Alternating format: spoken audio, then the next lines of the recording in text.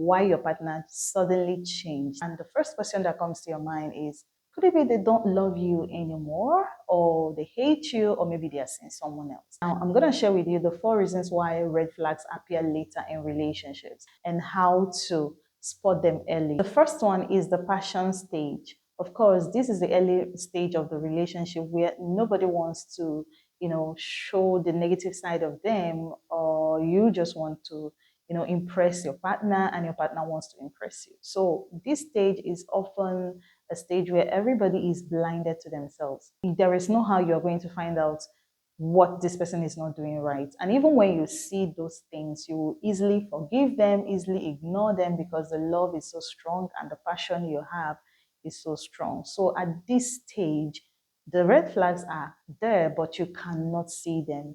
It's either your partner is hiding them or you are hiding them. So some people are afraid of being rejected. They would just be nicer than they were before. That doesn't mean they don't have those negative traits in them or characters that are hidden in them. It's right there, but it's a time when it is concealed. Like everybody wants to just be the perfect match for you or the perfect partner for you. And of course, you can't do anything about that till later in the relationship, when the love and the chemistry becomes, a little bit lower. It begins to appear little by little. That is the first reason why red flags appear later in relationships. So the second reason is pressure. People often exhibit negative energies when they are under pressure. You must know that nobody is perfect. And of course, when someone is under pressure, they would actually behave so uncultured sometimes, especially when the person has not mastered their emotions. So whenever you begin to see signs of red flags, you need to check if the person is under pressure, because pressure could be the trigger. Again, is change. People decide to change based on their environment, their experiences, or influence. So anything can actually make someone to change. Like growth is something that is consistent. Like you also talk about change to be constant. And these are things that you cannot deny anybody. Like experiences build people up and it changes character, it changes, perspective, our relationship with life and our relationship with people. So maybe the red flags are coming because the person has decided to change, because there are people who also decide to change based on the kind of life they now want to live. Maybe something brought about their decision, but of course they decided to change. And when they have changed, they would be bringing in some red flags, the things that you didn't see before early in the relationship, and you're wondering where it's coming from.